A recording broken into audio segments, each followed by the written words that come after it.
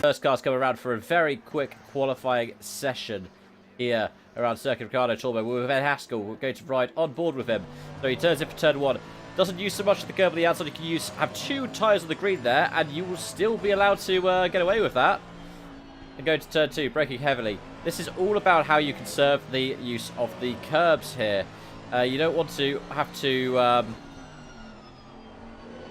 rely on it, but if you go a bit too tight into a corner entry like Ed did there, you might lose a couple of attempts. A bit of oversteer as we head up towards, well, up towards the kind of back stretch of the track. This is a famous track for motorcycle racing. It's also infamous for the time they hosted Formula E. Going to be hosting testing here again soon. Braking at the 2 mark on the right there, going down to first gear. Run wide out. This is a fast-flowing corner. He's going to brake at the right-hand apex, or just after. Brakes on the apex. But he's got a bit too deep into this hairpin. Probably going back on the throttle, kick of oversteer. This is going to be the most tricky corner on the track here. Braking about the 1. Turn in. You can't hit that green curve, it'll unsettle you. You've got to worry about the bumps here, because they can unsettle you as well. And then we run towards the final corner. Braking around the 3. Going in, you can use some of the green there. Running out wide, and it is going to be across the line. Now, where's Haskell going to be? He's currently showing as first, and he does go on to provisional pole. Will be beaten by Angus Fender. No, Angus Fender does not set a valid lap here. Ed Haskell is currently in pole position. Oh, there we are. Pran Kalevala has beaten him to pole position. And Jack Noloff slots in second in the V12. Ah, there we have it. James White, who was driving a V12 with myself on the weekend, part of BUSR Esports, now back behind his trusty steed of the Ferrari, finds himself in pole position. Jay Kirkham has gone up to 6th place. And Ben Gilroy, who was standout last week, has now put the McLaren onto provisional pole. Cav. Sorry, I'm going to have to cut a bit. I can't see screen. How strange you can't see the screen. I can see a black screen. It's probably because the Discord's broken. Oh dear. There we go. Now I can actually comment. Hello guys, sorry about that. So obviously with 5.5 minutes to go, yeah, as Cav says, provisional pole for the student of Ben Gilroy, James White in second in the Ferrari. Pran Kalevala, really impressive third after, well, not a great week at Silverstone last time. Owen Goldsmith again in that, Chatburn and McLaren first in P5, then Owen Goldsmith before Anna, who's now just displaced James White, jumps up to P2. Good to be back this weekend. This Monday, a sprint Monday rather than a endurance. I believe 2 races. I believe it's 35, 40 minutes. Yes. Yeah. 20 and 40, I think. Equivalent, I believe, of just over an hour. We've got a decent number of drivers, returning champions, I believe, in Jack Noller and Angus Fender, which is good. No Joe Share this week, which is a shame. But, Share stewarding. Number. Oh, is he stewarding, is he? Yes. Ah, that's a shame. It'd be fun to see him out there in a Honda or something. Anyway, we can work with what we've got. Obviously, 20 drivers at the moment. It looks like a good split of student and alumni there, as 4 minutes 20 left to go. Currently, Ben Gilroy and Anna Foster on the front row, which feels like we had sort of the same thing last time. Yeah, Gilroy was way up at the front. James White was the person who was leading away, and Marley Watts was doing quite well. But Marley Watts is complaining a lot about this track. We can see him currently 2 seconds off the pace. We've heard a lot about this track in the past, in that, well, obviously, as we see Valet just off to the left there, it is a motorcycle track primarily. This is obviously built with the mindset of hosting MotoGP. Obviously, MotoGP, one of the biggest series in the world for racing, especially the motorcycle side. Such great championships. In fact, I believe one of the circuit corners is named after Mick Doohan, one of the greats of all time in MotoGP.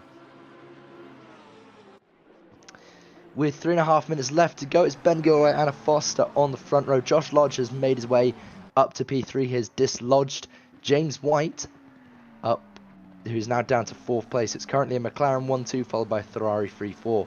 We saw this last week where we saw all the McLarens and the Ferraris right at the front with a couple of outliers in originally Pran Calavala, who's now much higher up than he was this time last week, which I'm sure he's very, very happy with, as we see Ben Gilroy come across the lead. Florian Maslow here. Maslow here, coming through. So a few more Porsches this time, which is nice to see. A few more a bit more of a variety of cars, including Angus Fender and Audi, which is interesting to see him picking the Audi instead of his usual Lamborghini or Ferrari. But Angus is doing something interesting in that he's turned traction control off, hasn't he? Or he's Yes, running he has. Is he running absolutely 0 TC, or is he running 0 TC on one of the conditions? I can't remember. From what I understand, absolutely 0 TC. And right behind him on track is Aidan Larson, who is yet to set a time, and Larson's quick. It's a bit surprised that he's not set a time yet. We have 3 Again, this cars circuit. at time. Oops, sorry. Yeah, I was going to say the circuit's brand new, and a lot of guys who don't normally play this game that often will be looking at this very confused. And obviously, I'm sure they played it a bit when it first came out. I did as well. I've not touched it since. I think I touched it in the first week it came out, and then I haven't raced it since. So it'd be quite a difficult situation for some of these drivers to get used to it. And I'm pretty sure that that white line was never painted straight either. Looks like Herman Tilke's been down there. So with 1 minute 40 left, the yellow flag just popping up there. Nothing too major, as obviously the car has been returned to the pits. 2 drivers without any times. I believe these are 2 new drivers, Curtis and Debu, or Debu. Yeah, I think Cav can pronounce that correctly for me. I think it's Debu. What I've heard. Debu. Could be wrong. If somebody would care to correct us, then please do. But I've heard it as Debu. Absolutely. So we've got currently 4 alumni in the top 5, with 2 students there. And then in the top 10, we currently have a decent split. It looks actually pretty balanced, 5 of each, student and alumni. Then it's 3 students followed by 3 alumni, and then it's student alumni, student alumni. So actually, I think it's an equal split, 10 and 10 for the race here today. 10 students and 10 alumni. Obviously, alumni being former students of their universities who still want to race for a few more years, which is obviously absolutely okay with us. And when we talk about motorcycles, somebody who's going to be quite happy with this track should be Jonan Turner. He's a very big fan of the MotoGP. He's a motorcycle rider himself in real life. And he is using a lot of the curbs there in the McLaren. The McLaren, I wasn't... Oh, I got incentive a little bit there. I wouldn't have expected people to be using so much of the curbs in the Woking car, because it being mid-engined, and the non-Evo version was historically quite bad at dealing with curbs. Absolutely. We've got to remember the balance of performance. Obviously, this is a bit different to real life, where balance of performance and data through... Well, basically, the company only, the programmers only get the data given to them by the team, so they have to work with very raw data. They're not allowed to just go out and test a McLaren for a bit of fun to give them feedback onto what they need to do. So they go off the driver's feedback and obviously the data, and it's so important for them to try and get it right. But obviously, every now and again, we do get interesting bugs like mid-engine cars being notoriously good over curbs before the next update will become notoriously bad over curbs, as the Angus Fender come through to complete another lap very soon. I believe he's into sector 2 at the moment, working his way towards sector 3, as most people have finished their times. So at the moment, there's a handful of drivers that can displace Ben Gilroy, one of which being Angus Fender currently. I think Florin might well also be on a lap. Invalid lap. Angus Fender is currently up by over a second, according to Delta trackers. So we could be about to see him jump. So jump. Put him P14, I think. Only put him up to P14 if he was to improve by a second. He needs to improve a lot more. Oh, he runs wide. Definitely no traction control. You could tell by that snap there's no traction control. So he's definitely trying to be brave there. Although this is going to be unfamiliar territory for Angus Fender, because he's going to be starting right the way at the back. Well, his previous lap, he was actually showing up by 4 seconds when he invalidated. Oh no. And his previous lap that he did set that was an invalid one was a 31.8. So he does have the pace. But obviously he'll be going through the field. As there you are. With very tall allegiances. Look, I'm a Formula 1 fan first. Anyway, which floor are you running with today? Hardwood. Doesn't degrade as quickly as Doesn't degrade. Lewis's. No, it doesn't degrade. So the steward's going to be perfectly fine with your floor after this race. I don't know. It's a bit messy. You see, I vacuumed mine earlier today. Just I knew I could very get called up for it. So obviously 20 drivers, 10 student, 10 alumni. That's a good split. We normally see more leaning in favour of student, but obviously as time progresses, we see a lot of our students turn into alumni. Interestingly, obviously Angus in the sole Audi at the moment this season. What are we expecting from the back rows? I'm not too sure, to be honest. I know Angus Fender's here to have fun. So that's why he's put himself in that kind of challenge. Because I think previously he was going to run the old BMW M6, but he decided that wasn't enough of a challenge. He decided he wanted to run a faster car, but more dangerously. Yeah. So we'll have to see what he gets up to, because obviously he's going to be the person to watch out for in this. As I'm going to look more like a serious commentator with a microphone here, because you might. I'm trying to match you, because otherwise it looks a bit weird that I'm talking to you, but you can't. Yeah, I was gonna say you got the professional Ferrari pit headphones, and you're still making bad strategy calls. Yeah, I'm not even using the Ferrari mic. Oh dear. So obviously we've got a small interim now where the drivers can have a chance to go to the toilet, have a break. It's quite infamous within the BUSR. Somebody ends up needing the toilet, and we always try and see if they can sprint to the toilet and back in the time it takes for the grid to ready up. I'm sure I've done it a few times. I'm sure at some point you've done it as well, Cav. Yeah, but they've only got 3 minutes between sessions. I wouldn't be doing it in 3 minutes. Oh, we used to have 5-minute windows. 5-minute windows were really good, because it also meant that you could go downstairs and get a drink. Or you could just chug a drink and then get back out. Yeah. Absolutely. Yeah, that was my go-to when I was competing. Absolutely, it's always a good shout. And also Jack Noller in the V12 Aston. So he saw an Aston, went, "Nah, that's too easy."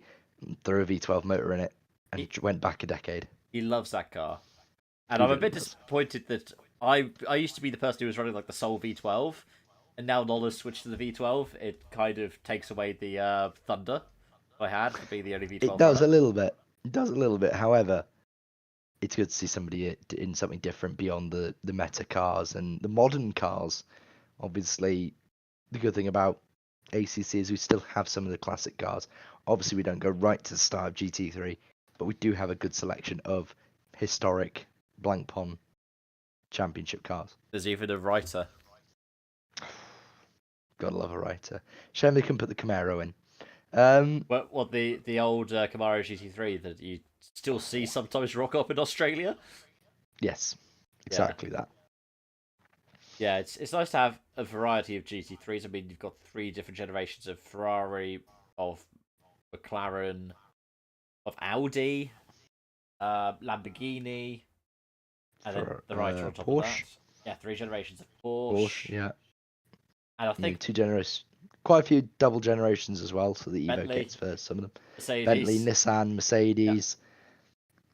Yeah. We've got a good variety of cars. Aston, yeah. Honda.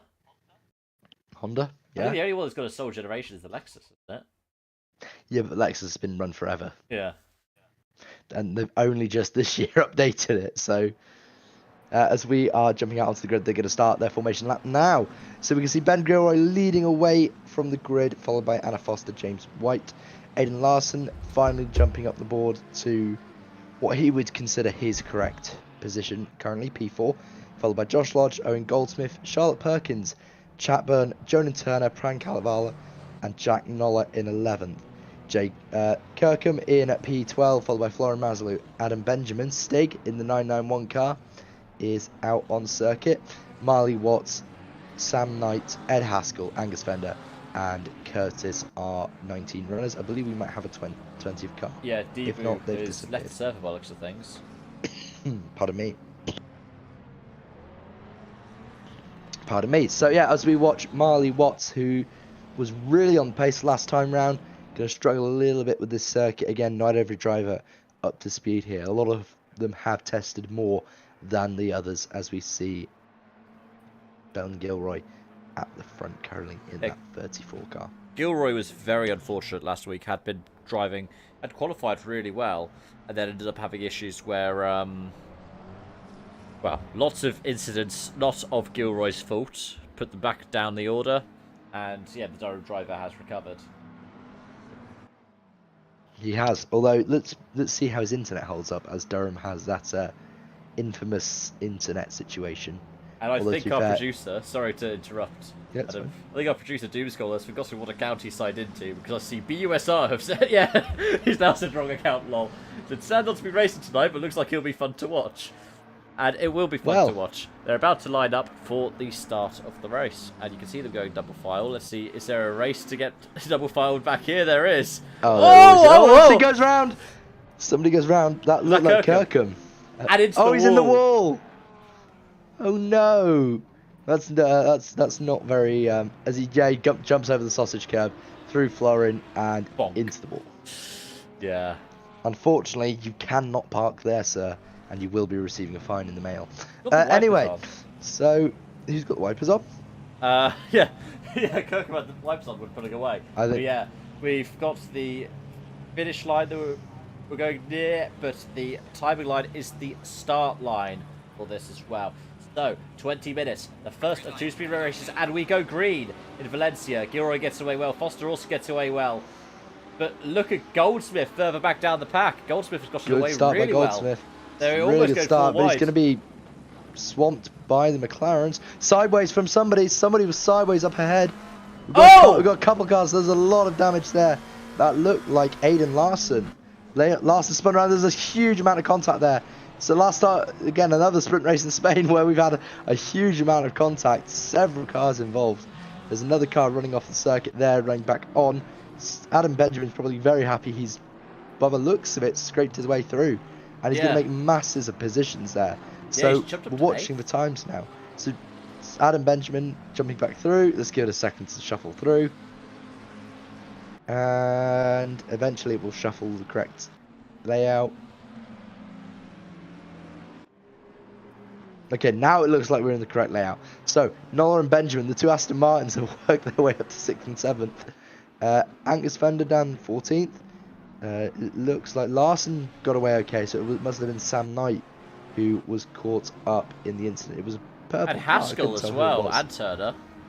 Oh, in fact, no, it was Josh Lodge. There you go. It was Josh Lodge in the Ferrari. I thought I saw a purple Ferrari backwards.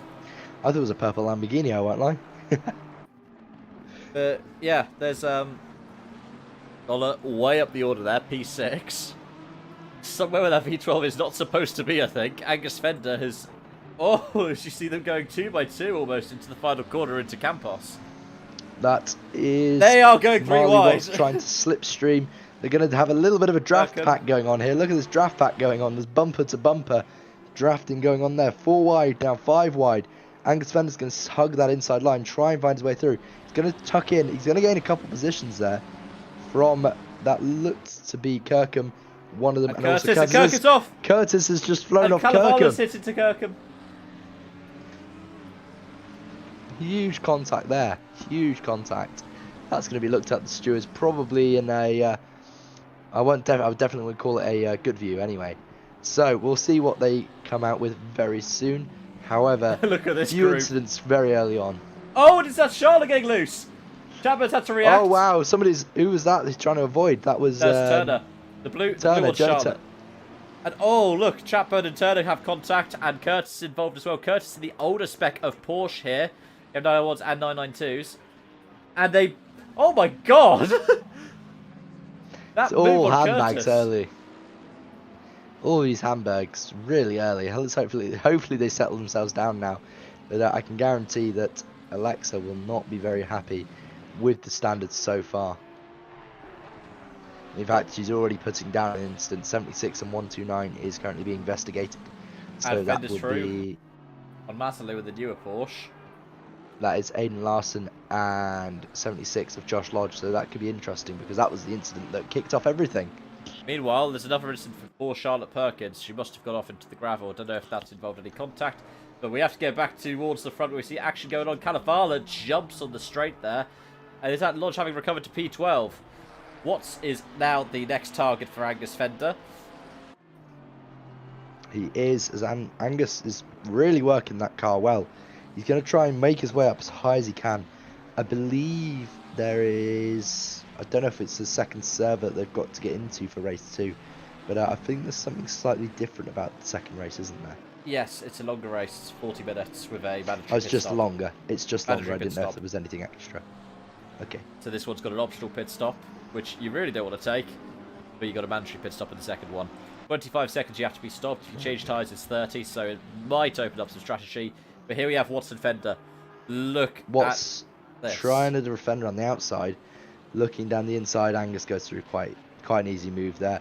Marley will look to fight it back a little bit, but it does look to be that the Ferrari just doesn't have the legs on that Audi, and the Audi's just going to drive away nice and easy. He's gone wide. Marley actually changes his plan, and he throws it down the inside, throws Angus really wide, gets the move initially done, but Angus has to drive out the corner to just pull away again, and away he goes up the road once again. Marley runs very wide there.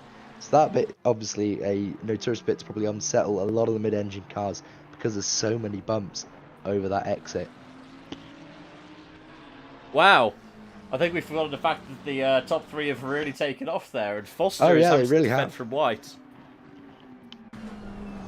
Yeah, we can see here that Foster is defending from James White there in the Ferrari just behind. She's been, wow, I believe she won last week, did she not?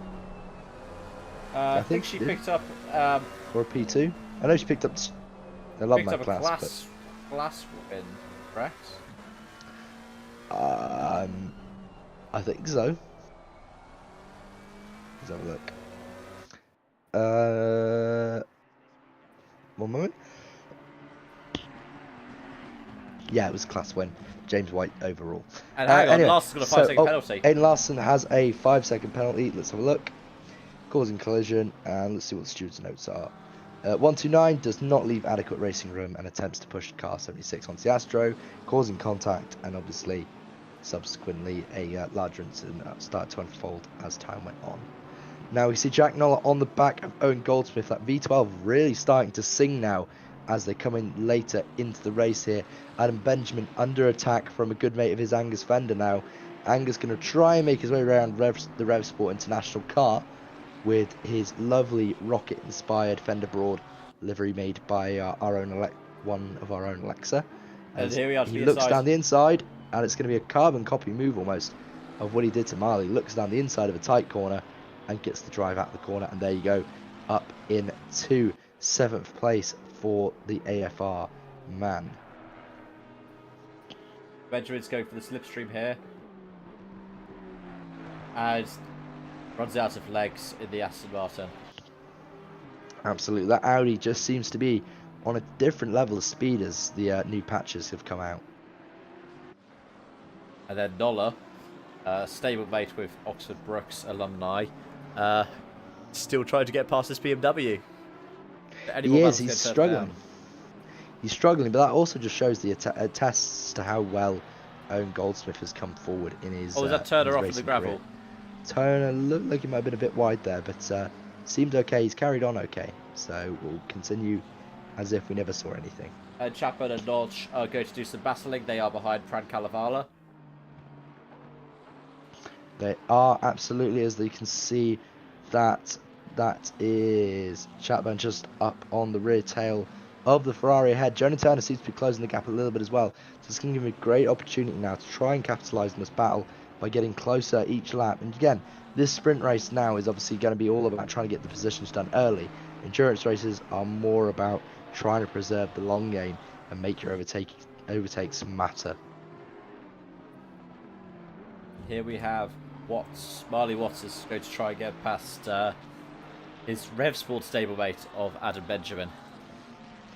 He is. Again, we've got a large number of Rev Sport drivers here from various walks, from different universities and different classes of car, and just a lot of different things, but all under one banner, which is very nice to see.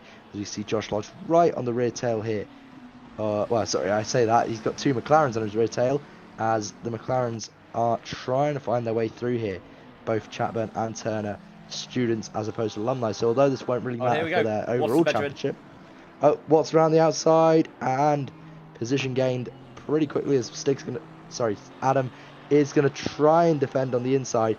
Can't get past him. The door's shut very quickly, and Marley seems to be able to make that move stick at the moment.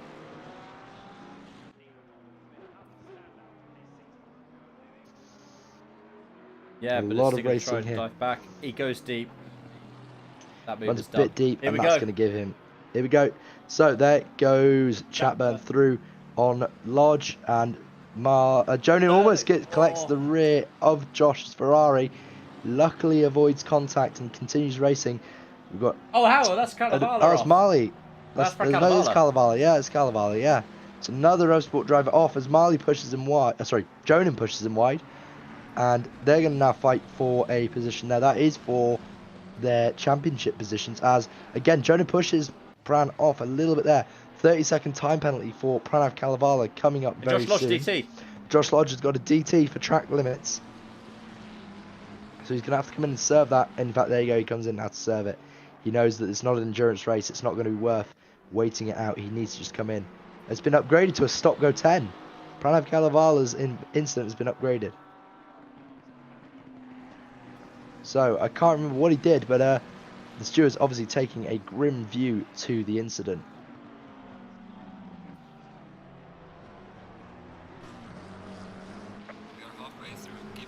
And we're halfway through the race. Halfway through the race now, and as we can see, Jack Noller currently defending now from his good friend and former alumni buddy, Angus Fender. So the two who are just messing around, having a little bit of an experiment, the Bilstein Aston Martin versus the Rocket Simsport Audi, as they come through Sector 3 now, down towards Turn 11 and then towards Turn 12. Championeros, I'm going to really butcher some names here. Some of the turns have names, some don't, as they head up to the round curved Turn 13 down towards Campos at the bottom here. Heavy braking zone now. Angus going to look down the inside, trying to find a space. Jack Noller does really well to close the door on him, but Angus Fender's going to have the run. The modern technology really proving how useful it is in terms of just overall grunt. V8 versus V12 as they come down towards the front turn 1. I think it's V10, isn't it? With the Audi. V10, sorry, yeah, it is. Sorry, I've been driving a V8 Audi all day. It's Oh, that might be a track limit. And that was a Bridge little bit of a warning. mistake there. And obviously, both of them back into formation again as they hunt down Owen Goldsmith. So a few drivers into the pit lanes, interestingly. Sam Knight in the pit lane, not quite sure what he's in for. And so is Jonan Turner. As Jonan Turner had an incident. Chapman. Let's have a look at this. Turns in, and yeah, he's turned around by Chapman. Turns in. Oh, that's Kirkham. Oh, huge amount of contact with Kirkham. Really unfortunate for Kirkham being caught up in the incident right as it was concluded. I don't blame that really on Jonah. I think he was trying to just get out of the way, and unfortunately Kirkham was wrong place, wrong time. Yeah, tried to save the car. Kirkham's kept on going. As you can see, there is some noticeable front end damage. Considerable front end damage there, yeah, as Kalevala serves this to stop go 10 and comes back out the pit lane. But here we have a battle for second place. James White looking around the outside of Anna Foster, but Anna does really well to defend the McLaren. She's a really good defensive driver, as we can see her moving all the way to the inside. As Aidan Larson is possibly about to join this fight as well. It does look like it, but Anna, again, exceptionally good driver. She's going to make James really work for that podium, well, that P2.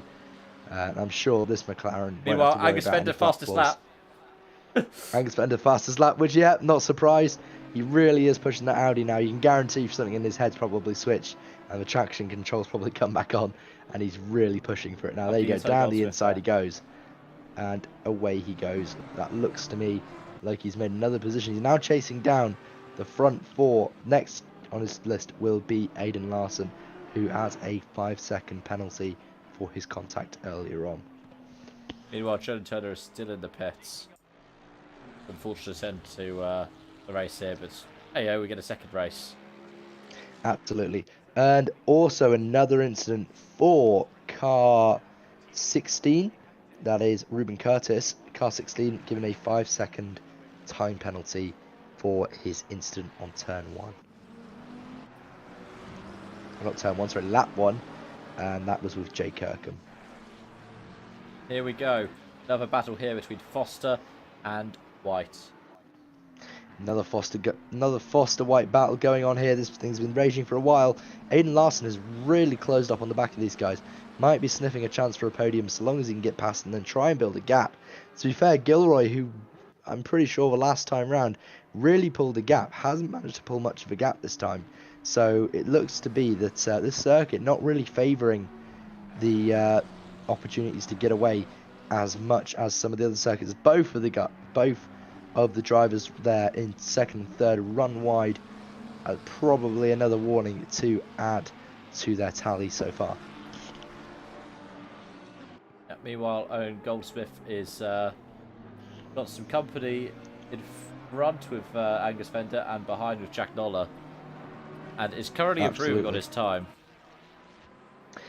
That's good to hear that Owen is trying to do his best to keep on the back of Angus. It'll give him some good learning and good lessons to work with, as we see Florin Masalu under attack from what looks to be the Aston Martin of Adam Benjamin. As Goldsmith trying to catch up a little bit with Angus. As we jump back onto the second and third place battle, you can see that fourth place is slowly closing the gap. In fact, in the second we'll probably see Angus Fender in the background trying to close down that gap between him and Aiden. 8 seconds is a large gap to try and close down in 5 minutes, but we've seen Angus close down more. Do close down more and less as well. Absolutely. The gap between the top 4 is staying relatively similar again this lap. Last time by, it was 0.2 of a second, the swing in Gilroy's favour. This time it is 1/10 of a second. So he is pulling away. It's just so minor that I'm not necessarily noticing it right away. But you can see how he is slowly pulling away from this battle. And the more these two battle here, the easier it's going to be for Gilroy to go and claim that win in the sprint race, which he's going to, I'm sure, take with open arms, as Anna Foster is continuing to defend from James White. Now, interestingly enough, this doesn't actually count for any championships. They're not fighting each other for an overall championship, I don't believe, which means that all this is just a bit of exhibition. The next person that Anna has to worry about is Aiden, who's got the 5-second time penalty, then Angus, and Owen Goldsmith will take another podium in the student class, provided he can continue to stay in 6th place and not have Florin close in the next 3.5 minutes. Meanwhile, I think the closest cars out on track are Haskell and Lodge, separated by 1/4 of a second. The last timing line coming across the start-finish line. This time it's up to 6/10. So it shows that Lodge probably had to check up where Mercedes will have more prolific understeer in the final part of the track. Evidently looks so. However, what Lodge has now found a lot of traction out of turn 1. Just right on the tail of Ed. In fact, there you go. The move is made.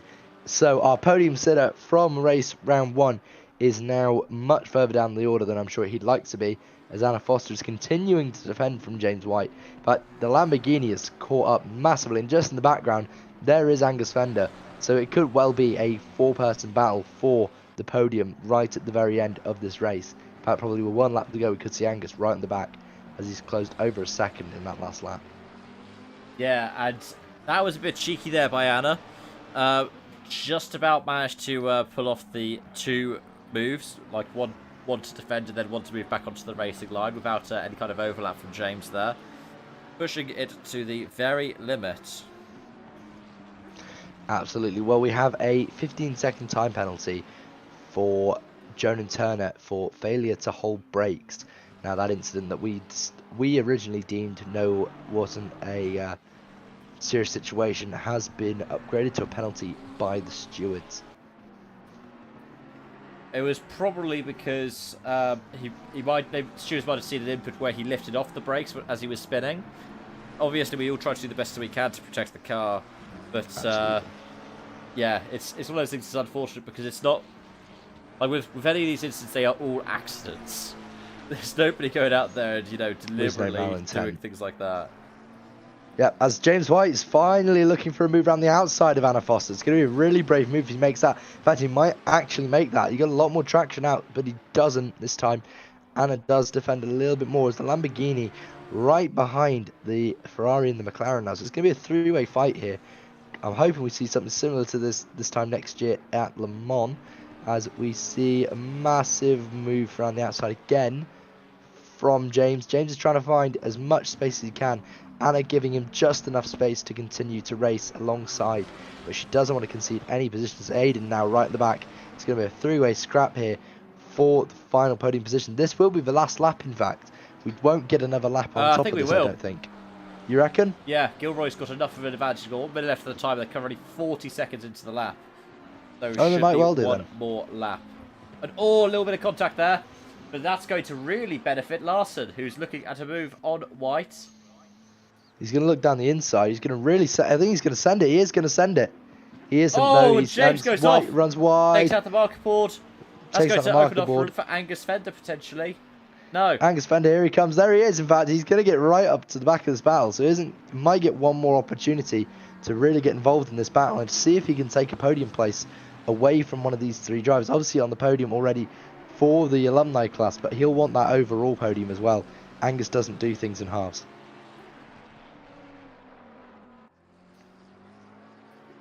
Yeah, so it's going to be interesting to see how it pans out in the end. I'm trying to figure out what the difference is going to be between the two different race formats that we're going to be using. I don't believe I see anything in the rulebook for it, so I think that it is 20 minutes and 40 minute with a battery pits off. I think the grid is determined by your finishing position in his first race.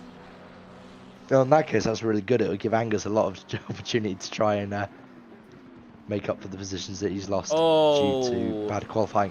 Aiden goes a little bit wide. I don't know if there was contact there, but did look like Aiden ran a little bit out of room there, as Angus, I'm sure, is now really watching this battle with intent of wanting to be in it for the next race. Yeah, so the result of the sprint race will set the grid for the feature race. So we will be having to look at the changeover for the race servers. Are there any more battles happening on this last couple of laps? We can see... looks like Adam Benjamin is in a little bit of scrap there. Benjamin, so that's not going to be much of a battle. The big battles between Benjamin and Masalu. But I think the biggest battle that we're going to see will be between these 2, 3, 4. These three, because guess who's back? It looks to me like James White is just behind them again. So he's managed to catch himself up, which is really good of him. He's done well there to make his way right back to the battle just ahead. So we'll see what happens as they come through the final sequence of corners. Ben Gilroy is going to win this first race by the looks of it. As there we go, Aiden Larson makes a move right to the death. Checkered flag is out. Ben Gilroy does win sprint race over round 2 as Anna Foster comes up to the line. Aiden Larson does take the position, but he will drop down due to his time penalty, I'm sure, as it will drop update very behind soon. Angus Fender as well. In fact, Angus Fender, yeah, so Angus Fender will get very close to his overall podium, but he'll finish 4th with fastest lap, and that will be, I think, P2 in the alumni class. Meanwhile, Adam Benjamin closed into Masalu at the end, but it wasn't to be. Nope, very well fought from Adam Benjamin, but just not enough. Jack Noller done well there to get his V12 Aston into the top 10. Marley Watts done well as well to get into the top 10 after not a great qualifying session from him. But the top 4, sort of interesting there. 2 McLarens in the top 4, 4 manufacturers in the top 5, and 5 in the top 6. In fact, actually, we can go down to 7th before we see another repeat besides the McLarens. Shows a really competitive field and shows that it's sometimes down to the driver, not the car, around tracks like these. They used to say it was the Porsche really that was overpowered here. I believe it was, but not evidently today, as we see whoever that is weaving. That's Turner, Joan Turner, I believe. Yep, Joan Turner, Ed Haskell, and with Curtis and across the waiting line. on Ruben Curtis. That is it for the That is it for sprint, yeah. So interesting results. Yeah, it was a good watch to have for this one. I believe the reason why Car 29 didn't start was failing 107% rule, so it might have been not. Okay. Not setting a valid time in qualifying. Yeah. So for those that don't know, obviously 107% rule started in Formula One after there was too many drivers who would qualify for races and be massively down. Was it 96? No, it was after pre-qualifying. It was after pre-qualifying. Was it after pre-qualifying? Because I was watching Peter Brook's video on it earlier, who said that it was designed because of Jean-Denis Delatraz, so Louis Delatraz's Oh, father, there you go being then. so far off the pace. But I mean, it's all speculation. Absolutely. So obviously it's going to be a finishing order race. So we'll see Aiden on the front row, Angus in P5, Nola in P7. They're going to be looking to make their way up to the podium. I'm sure that P12 on the podium would be a great sight for your eyes, Cav. Yeah. So what are we expecting from race 2 being a longer race? Ooh. I'm not too sure, to be honest. Part of me would think that it's going to come down to the pit window, especially if we have a battle like we had there between Foster and White and Larson. I think it will be decided based off of who does what in the pit stops. If somebody takes tyres and if they can make those tyres wake up quicker, then yeah, it's going to be undercut versus overcut. Track position is so key here. If you take the stop early and you end up back out in traffic, might as well have not stopped in the first place. Absolutely right. So would it be worthwhile then trying to stop, say, I don't know, in the first 10 minutes? I think it'd be more worthwhile trying to stop in the last 10. Because in the first 10, everybody's still packed close together. If you're a front runner and you end up pitting in first 10, you can end up out with the back of the pack, and if they are all bundled up, you're going to lose time. I think if you pit early, you've got to commit to taking fresh tyres. If you pit late, you have to commit to minimising your pit stop time, so not taking new tyres. Absolutely. Well, obviously, we're going to see a large number of interesting results happen, I think, in this next race. But also, we've got a few other series going on this week. We've just had our first rounds all last week from iRacing, ACC, and also F1. I believe Dirt Rally has also now started. I believe the end of the rally is tomorrow. Tomorrow, 11 a.m., yes. Tomorrow, 11 a.m. So, obviously, we're going to see some results popped up. And obviously, follow us on all our social medias to be up to date with everything that you want to see BUSR. But obviously, for now, keep it here for the next race very soon. At the moment, we're just waiting for the server to go back up and all the drivers to get back in. We're waiting a little bit longer, but obviously, we've got a few moments to talk about some of the other series, including iRacing, which I believe is, I'm not sure where they are this week, if you can remember. I believe it's going to be an ovals, to be on the ovals. Okay. So I think that is going to be, I think that will be the, I can't remember, actually, which one it's going to be. It's not Lanier. Lanier is the final one. It's Legacy Phoenix. Oh, there we go. So Legacy Phoenix in iRacing. Do we know where F1's going this week? F1 is Mexico, because we're following the real world F1 calendar where we can. Oh, are we? That's very clever. So Mexico this week for F1, and obviously we are here in Valencia this week for ACC. Where is the Dirt Rally World Tour taking us? The Rally Winter Championship is going to Germany. It's going to be going to Germany because it is, well, Dirt Rally is going to be experiencing, very sadly, its final season with the BUSR as EA Sports WRC comes out in, well, about a week's time. We've got the release of the the preloading happening today, so I'll be preloading my copy, and then the early access comes out next Tuesday. So we will have, from next Friday, a fully sanctioned WRC game made by Codemasters. And so what I'm trying to do is link it in with some bits of the real world, but also show some of the best that Dirt Rally 2.0 has to offer. So we've just finished round 1, which is USA. It's the Olympus Rally, and it's the week after the American Rally Association, so the United States National Rally Championship wrapped up. This week we have Rally GTs in Germany, because the World Rally Championship goes to Passau, the other side of Germany, for the Central Europe Rally, which is the first time the WRC is going through 3 separate countries. They have Czechia, the Czech Republic, is the first day, with action starting on Thursday afternoon and also going into Friday. And then Saturday and Sunday are split between Austria, one of the founding rallies of the WRC that I don't think we've seen since the 70s, and then Germany, which is the first time that we have seen it since 2019.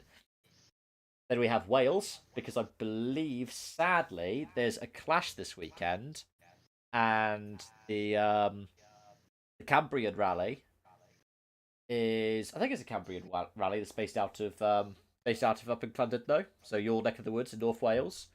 I Um, believe so, yeah.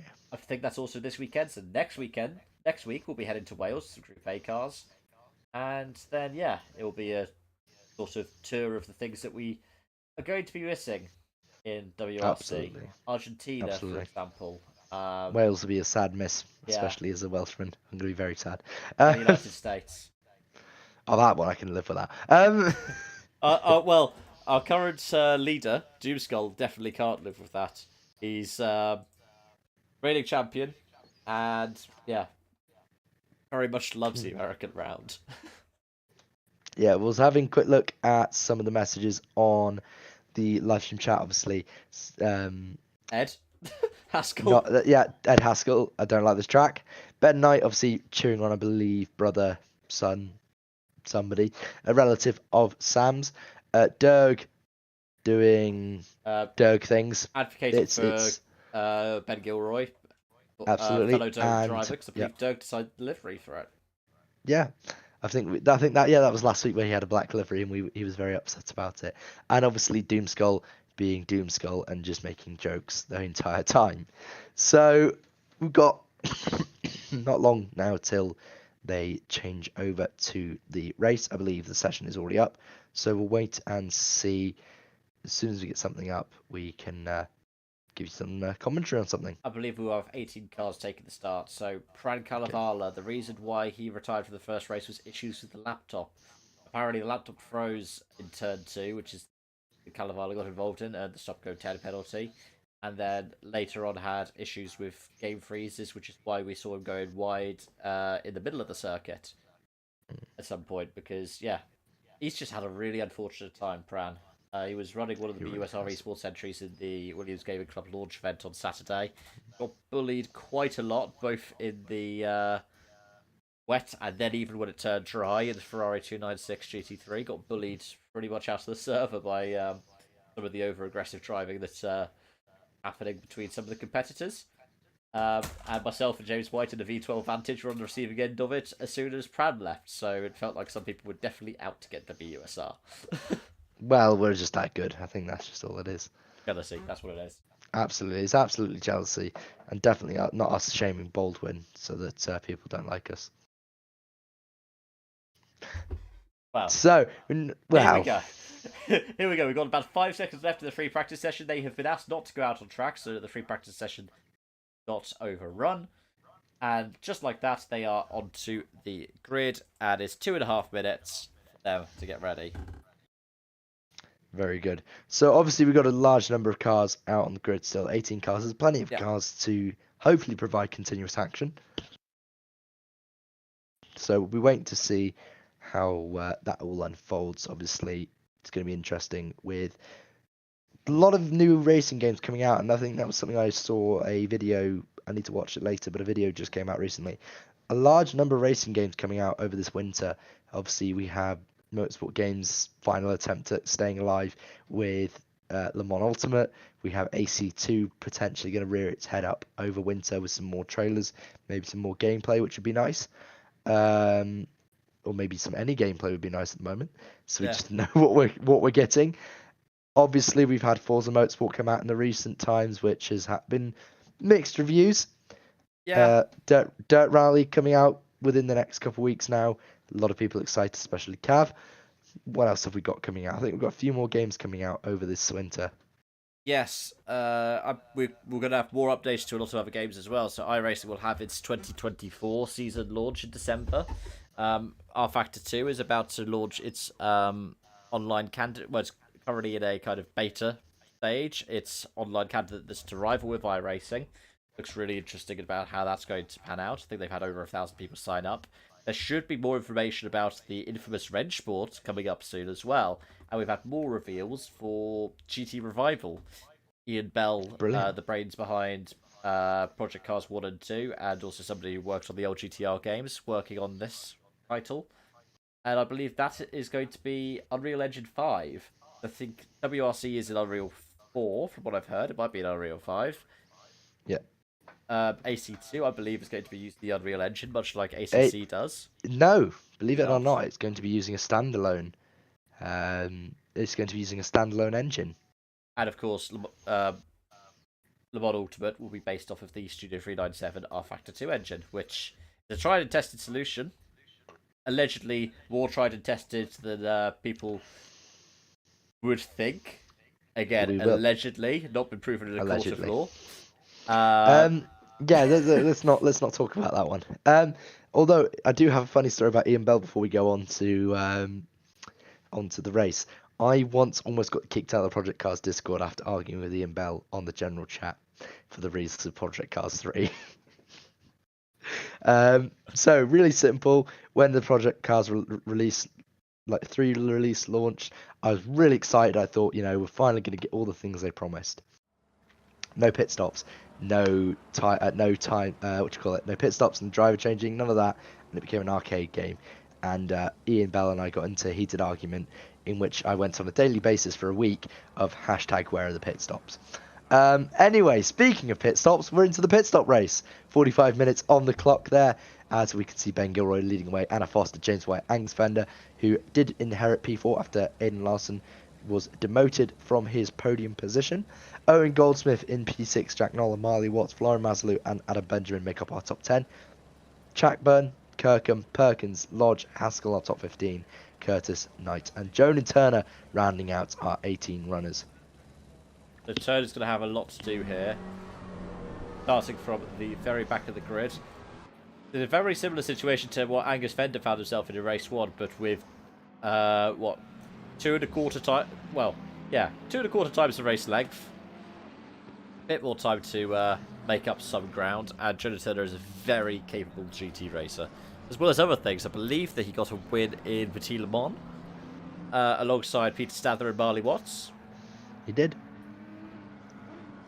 And I believe that other team in another split almost won the race if it wasn't for a rogue Ferrari on pit entry. Anyway, Ferraris and prototype cars. We know that very iconic duo.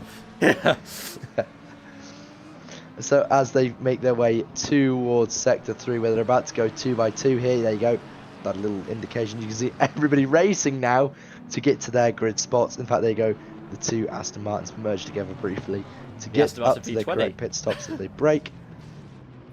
There we go. They can all get settled into their positions. 18 runners, 9 of each class. So even though we've lost 2 drivers, we lost a student and an alumni. So we're still perfectly split on drivers. And we will follow Angus Fender for this start. The Audi could spool up a bit quicker with its V10 engine compared to the V6 turbo in the Ferrari. And also Gilroy and Foster, I believe, are running. Are they V6s or V8s in the McLaren? V8s. They're twin turbocharged V8s, I believe. So here we are. 45 minutes around Circuit Ricardo Tormo. It's green light and away we go. And everybody started to try and converge. That was a good start from Gilroy. I think Foster might have had a good start as well. There you go, Angus Fender. Brilliant. Weaving around there like an absolute man possessed as he's made a position over White. Nola making a great start in that V12. The V12 really singing its way up to top 5 already. And as we see Angus Fender already round Anna Foster. He's going to try and make his way now around Ben Gilroy. He can see the determination in that man's eyes as he looks down the inside. Gilroy does defend initially. White looking down the inside of Anna. Are we going to see another repeat? And Jack Nola of that up into long 5th haul place. Fight as Nola, Jack Nola in the V12 trying to make his way through. He's going to look down the inside of White. These guys have got to remember there's 45 minutes to go. It's a long way to go as we've got car slow at the back. Is it Kirkham? Hang on. We've got a car around. We've got Knight off. We have a Porsche off as well. That's Curtis. And poor Ed Haskell has dropped all the way down to the back of the pack very early on. So it's Ed Haskell. Oh no, not Ed.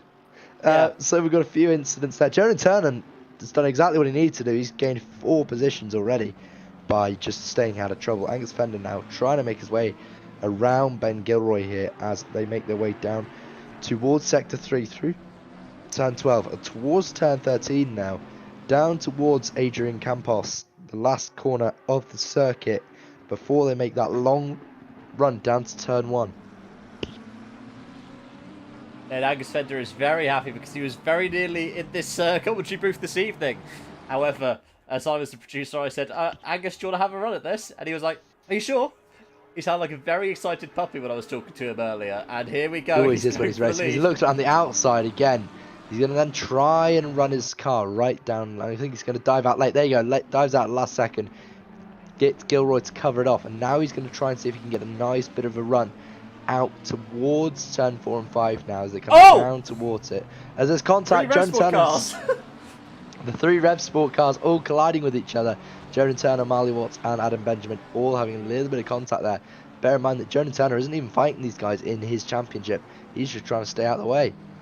That was a good move by Turner. I think the incident was caused by Benjamin turning in a bit too much. So I'd be surprised if the stewards gave any kind of penalties for that one, because it looked like it was just a racing incident. Benjamin turned in too late, and Benjamin was one who lost out. Meanwhile, the stop force still nose to tail. We can see, yeah, there's going to be another repeat of last time's battle with James White stuck behind Anna Foster. I reckon James probably tries to go for the overcut on Anna and try and make his way past, obviously, when she comes into the pits. So we see Angus really hustling Ben Gilroy now, trying to make his way around, as this is going to be a very difficult battle for Angus. Ben hasn't had to race him yet, so it's going to be completely alien for Angus in terms of what he wants to do, as that looks to me like Adam Benjamin has had an incident and he's back into the pits to retire. Yes, he's left the server. As we cut to the superior Aston, the V12. The V8 does not sound as nice, and the V12 just looks better. The car that just about advised by the there's a bit of flames as he defends from Aiden Larson. And hang on, Fender's tried to look around the outside of Gilroy here.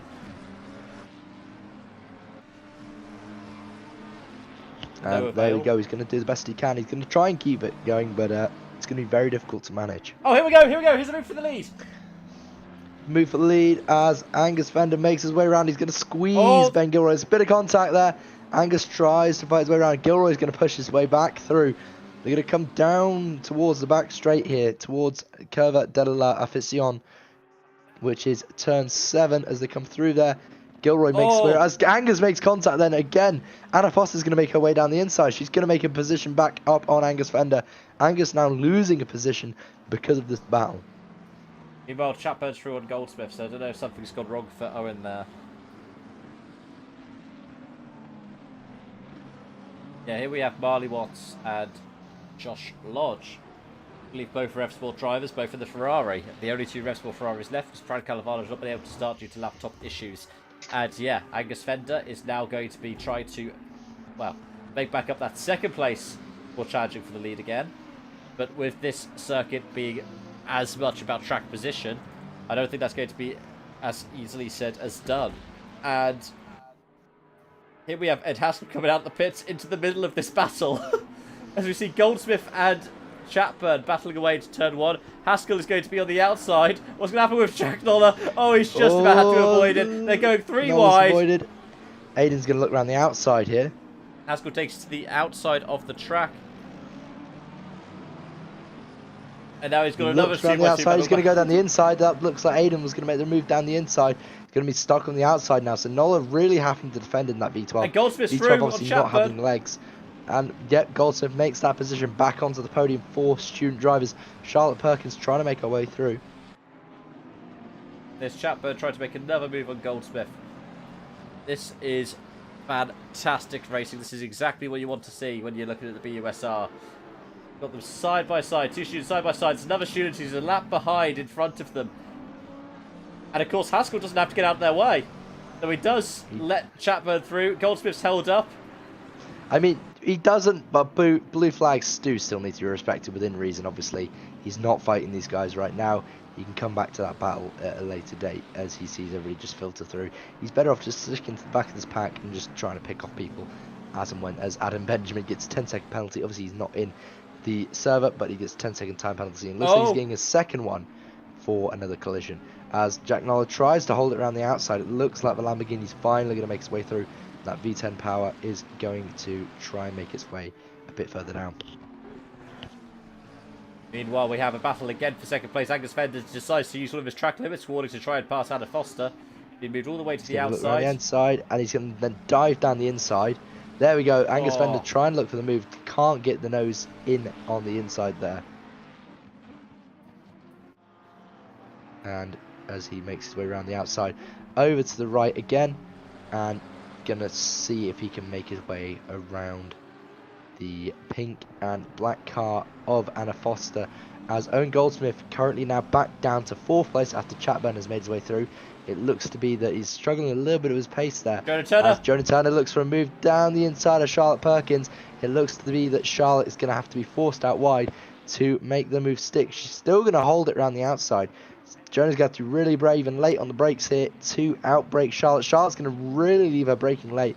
Close the door there. Really good move from Charlotte Perkins to retake that position that she once lost to Jonah Turner, as Anna Foster yet again defending like a lion from 2 cars this time. So Aidan from Larson not nearby yet to capitalise on this battle, but he's having his battle of his own with Jack Noller.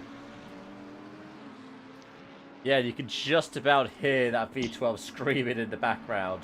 And this is where Larson will have to make the move on the pit straight. The V12, it can get up to speed quite quickly, but it doesn't have the same straight line advantage as any of the newer cars. It's one of the slowest cars in terms of a top speed, so hasn't been able to make the most of it this lap. Here's Fender and Foster again. Angus has got to run towards the inside going into turn 3. We go to the outside, turn 4, it's contact! Angus Fender pushed off the circuit there. Now, I don't know if that's a racing incident or contact on purpose there, but Angus pushed out wide. He's now going to have to make all those moves he's made once again. And here we have Turner and Perkins. Is this going to be a round 2? Is it going to be the same outcome, or is it going to be different? Perkins gets loose again through turn 4. Turner doesn't think about making the move here. I think he's going to try and build up momentum for a run down the back straight. He is. He's going to look at turn 8 as probably the opportunity to make the move, although he needs to get down the inside there. Charlotte needs to cover off that inside line. She does very well.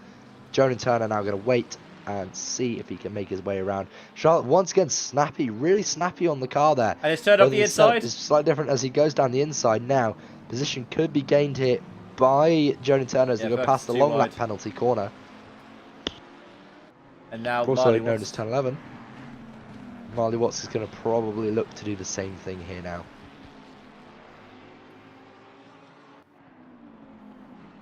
We'll see how it shapes up as Marley forced out wide. Anna Foster into the pits now. She's in early, so obviously damage from the incident with Angus. And Perkins is in.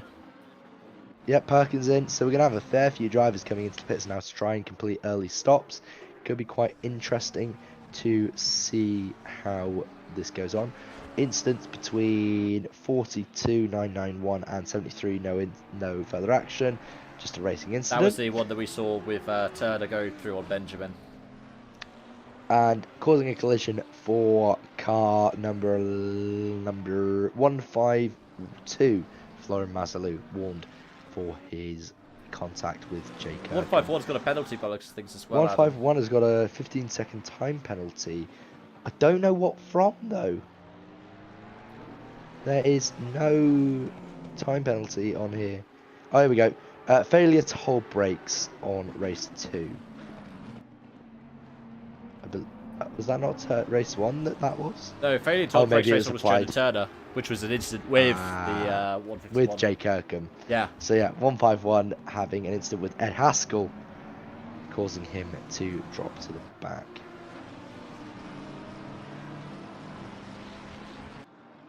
Meanwhile, this concertina is starting to ebb and flow more and more. We now have Chatburn at the back of this battle. We have Jack leading the 2 Aidens. We do. It's going to be interesting to see how long that V12 can really hold off brand new machinery. That V12 was made, what, 2014? I think so. 2014 sounds about right, as we see Lodge has now gone into the pits. He was just behind Marley Watts. He is right behind now as Lodge, pits to serve his mandatory stop. 3 drivers so far. Anna, Charlotte and Ed all served their mandatory stops. So we'll see some of the drivers starting to come out now and trying to work that free air to give them a favourable position. for the later stages of this race. And if someone like Angus Fender, that's what you're going to be paying attention to. Angus Fender, again, current holder of the fastest lap. We'll have to see what Anna Foster's lap times are when she's done with her pit stop. As we see, this is a massive trolley train being led by Jack Noller right now. Let's have a look back from his rear wing. You can't really see much. But you can see the Lamborghini that's just glued to it. You can. And believe it or not, it was 2011 the original V12 Vantage was made. That's quite a long time ago. Anyway, obviously, Jack Noller doing an impressive job here to hold up what is his, like you said, it is his own trolley train here. 1, 2 cars there, 3, 4, another 5. 5 cars all stuck behind a V12 Vantage. I imagine he's a bit of a cork in the bottle here. Once he gets overtaken once, I think everybody will work their way through, as Jack Noller doing his absolute best to just hold cars up. Oh no, there's contact as Owen Goldsmith tried to make it into the pits whilst being alongside Jonan Turner, and obviously accidentally almost forced Jonan Turner into the pits by accident. Yeah, so we've got a couple more cars pitting. Watts, Goldsmith and Knight. They'll be almost starting up another trolley train of their own there. But their aim is to outperform the V12 Vantage. It absolutely is. They know they've got the pace that is faster than the V12. They just need to box early and obviously pump out those clean laps and close the gap so that when Jack does have to eventually stop, he's going to be swamped down these positions. And again, that's what I would do if I was Aiden right now. I would stop early, get out of the way of Jack, and just try and hope that I come out in some clean air in order to progress beyond Jack at a later stage. So, as we can see, a few drivers still coming into the pits. Anna Foster being the most recent 32 flat on that last lap, but Angus Fender did the fastest lap of the race and won 30.5. Let's go back to this cork in the bottle. Oh, there's more cork in the bottle there. It is very difficult for any driver to make it their way past when Jack Noller is racing. He's an FX5 driver by trade. He does defend like an absolute lion.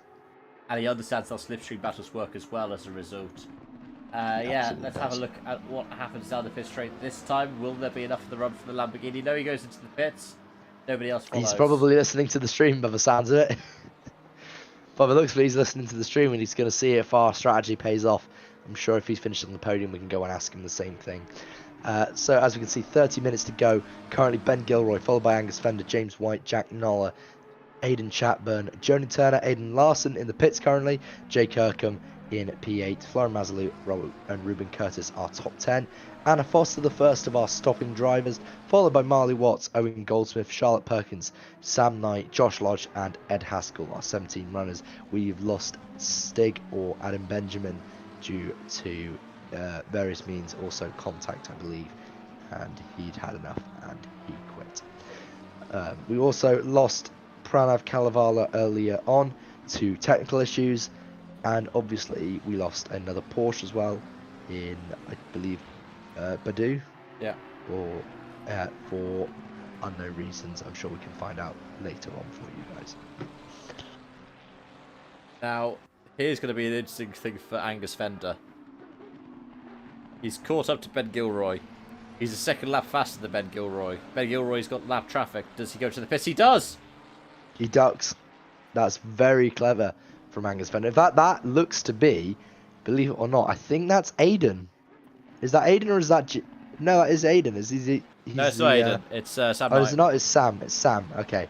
But that lap traffic also is still going to be an issue regardless of who it is, because he's got to get around him safely. And Jack Noller obviously, well. He doesn't want to incite a penalty from the stewards, as Noller also comes in. These two, I'm sure, are talking to each other, both Jack and Angus, close friends through their real-world racing as well. Yes, and they are... Oh, I don't see Jack Noller. Yeah, I do see Jack Noller now. Yeah, they're both unmuted, so that means they probably are talking to each other. Again, the good thing about this kind of racing is that you get to talk to your the rivals, your teammates. You have a whole host of people you have an opportunity to talk with. Looks to be Marley, Josh, Owen, Jack, Charlotte and Angus are all unmuted and talking. Jay Kirkham is undeafened, so he can still hear what they're saying.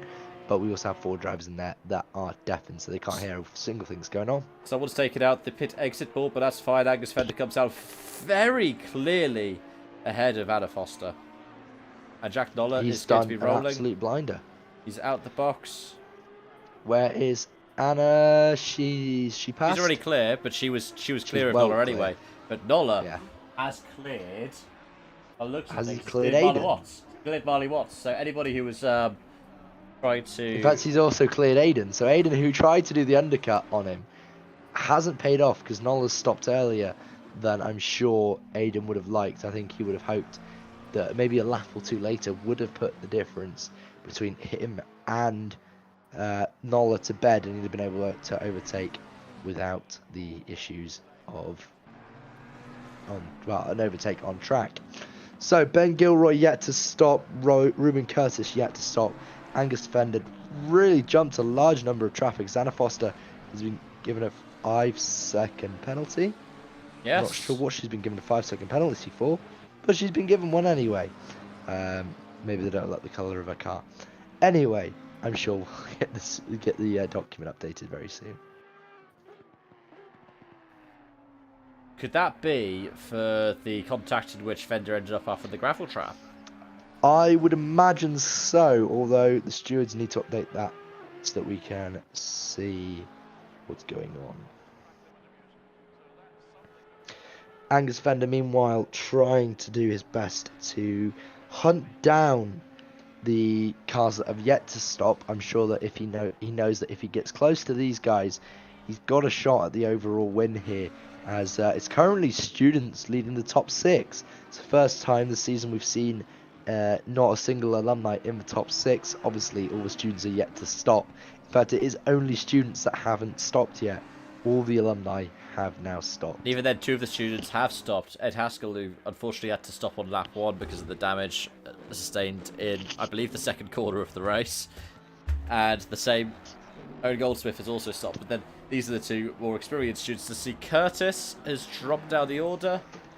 He has an incident, or is he just racing? It looks like to me he's just racing in a pack with Noller and Larson, who obviously I'm sure he thought were quicker, and he's just let them through and not worried about what's going on there. As Mazalu is being chased down by, looks to be Kirkham, who still has a 15-second time penalty that he could potentially serve at his stop. I think you have to serve. I think he has to. Yeah.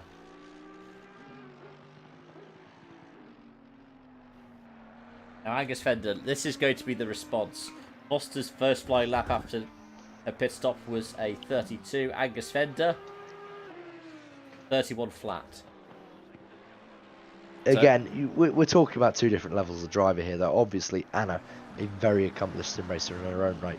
But when you do mix it in with somebody that's raced, for 4 seasons of British GT and regularly competes at higher levels, you've got to give a little bit of a compensation to someone like Anna, who does absolutely, on her day, she's an incredible driver.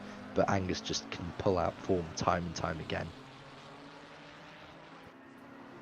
As Ben Gilroy cuts the slipstream slightly. I'm not quite sure what he's doing from, as James White comes into the pit lane. So this is now for the overall student win. Maybe not necessarily the overall win, but we'll wait and see what happens here as James White comes into the pit lane. We're kind of waiting around to see where Angus Fender, the number 9, comes through. Where is he currently? He is heading towards Sector 3, so he should, in theory, overtake any of the stopping drivers. Obviously, Jonan definitely, but James White looks to be like he'll lose a position here, as Ed Haskell just ahead of Angus Fender. Is Ed going to let his good friend Angus through? Yes, it does look like he might well. I think he's just going to defend it around the inside a little bit, but he's made it through. That's the most efficient way of being lapped. See, Cameron Gold, my competitor from last week, has come in and asked how his teammate and team boss Marley Watts is doing. And Marley has been performing quite well in this one. He's not had the most incident-free of races. Neither of them were his own fault. As we see White leaving the pits, where is Anna Foster? There's Anna Foster. There's Anna Foster, and he's made it in front of her. So it's his turn to defend. Oh, it was a little bit of almost contact there. Very, very close between the 2 drivers there. as Anna trying to make her way around. It's her turn to now be the rear gunner on the tail of James White after he, well, for race 1 and motor race 2, and all he had seen was the rear end of McLaren 720. As we are back on board with the battle between Jack Noller and what looks to be Larson. Larson is there. There he is. Back again. And this battle's for the podium, potentially overall if these guys can catch up, but also the alumni podium. In fact, whoever takes this battle will be on the third and final step of the alumni podium. Ben Gilroy into the pits now. So this is our overall race leader into the pits. Kirkham's in. Now, Kirkham's in after his bit of damage. He's raced really well with that damage, all things considered. The McLarens, the final stoppers, are all in the pit lane. So the 4 final students that haven't stopped yet are in. As Angus Fender has done an absolute blinder here. And he's going to make it ahead of Gilroy before Gilroy even leaves the pits. He's done an absolute barnstormer of a run. In fact, Gilroy's not even off the jacks. There he is. He's now pulling away as Angus leaves the pit exit. So there's a whole large chunk there. There goes Haskell. There's Anna just behind there. He's cleared White. That's the most important thing for him. He does clear White, which is going to give him a chance to obviously take the student lead going into the next round at, where are we at next week? We're at Zolder. Yeah, Angus Fender has managed to, with no traction control, find a way into, and let's see if we can pull up any of the HUD. Yeah, you can see traction control completely off in that Audi R8 GT3 Evo 2. To answer your question, Cam, Jonan was doing okay. He had an incident in race 1 that gave him 15-second time penalty, and there he is now in P5 in class, P6 in class. P5, I think, was cleared Kirkham. I was cleared Kirkham. There you go. There. Oh, Perkins is off. In class. As Perkins goes off backwards. Oh, she had a direct internet moment, or oversteer, and then overcorrect, and snap oversteer, and like George Russell, doesn't understand where a right-hander is. To stop in the wall.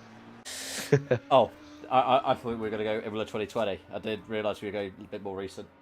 Well, I mean, we can go whenever we want. We've got a few incidents to pick from.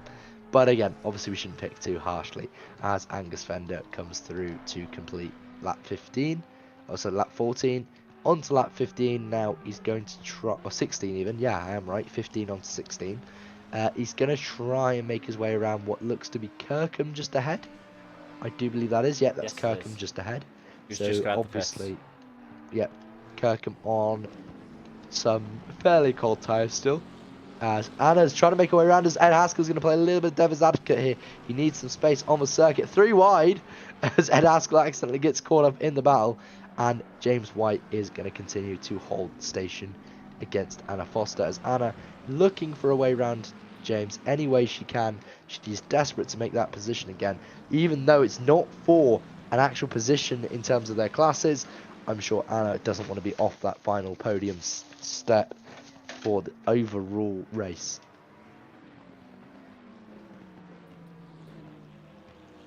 Yeah, but it's going to be about how you hang on, and Anna has still got that 5-second penalty hanging over her. So if White can keep Anna behind for as much of the 20 minutes as he can, and they keep close to her bumper, she might be able to appeal it after the race. But either way, you don't really have interesting. Well, interestingly, James White is obviously leading the overall BUSR Cup. There is a third cup I just found. So he did win last week. Obviously, Anna was second. Now that's going to give Angus a chance to catch up a little bit. Obviously, he will still be a lot further down than where he wants to be, but obviously he'll make do. But James White would actually extend his lead over Anna Foster if things were to finish as they were. Ben Gilroy would make his way up to probably P2 as well, so it'll be close to P2, maybe P3. So this could be quite good for the drivers in the overall cup. Angus Fender obviously going to be straight onto the board with a win, which doesn't surprise, I think, absolutely anyone. Yeah, and I believe you still get drop rounds anyway, so that will be much to the benefit of someone like Angus Fender, who missed race 1, as we see. Oh! Is that Larson finally through on Jack Noller? It's And is finally Marley through. follow And through? here we go. Marley Watts is going to try and make his way through as well. So these three all fighting for that final podium step. Eventually, like I said, as soon as the Lamborghini gets through, the floodgates are going to open. And Jack Noller is going to be vulnerable to attacks on all fronts. That V12 doing the best it can to try and maintain pace, but it's obviously going to be really difficult for him this season to score any podiums in that V12. I mean, you say that. I did cross the line in first in Imola in the V12. Was that in the main series? Or? Yes, it was. It was in the summer. Well, yeah, we're talking about summer season though, so we'll disparage that.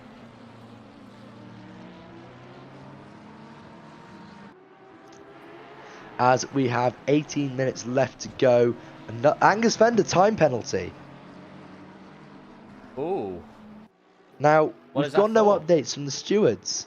So, if the stewards would be so kind as to tell us what's going on, that would be nice.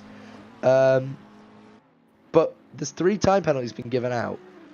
And we don't know what for, Jeff. I don't know, Jeff. I don't know, Jeff. Well, count how many seconds of time penalties there are. How many 5 seconds are there on the board? I don't know, Jeff. Oh dear. So, if our stewards would love to tell us what's going on, that would be nice. But Angus Fender's got a time penalty. Not that it really matters. He would still finish 6 seconds ahead of Ben Gilroy. So it doesn't actually matter as much at the moment. Obviously, times will change as we have still got 17 minutes left to go. Noller still trying to defend like a lion from an oncoming storm that looks to be 2 Rev Sport drivers and Owen Goldsmith just behind in the BMW. I believe all 4 of them are Rev Sport to some degree, aren't they? Noller and I are representing Rev Sport in another series, and I think Owen, I don't know if Owen has any Rev Sport affiliation yet, but I'm sure somewhere deep down everybody's got a little bit Rev in them. So obviously we can see 16.5 minutes to go. Jonah Turner looking for a move on the fellow student there.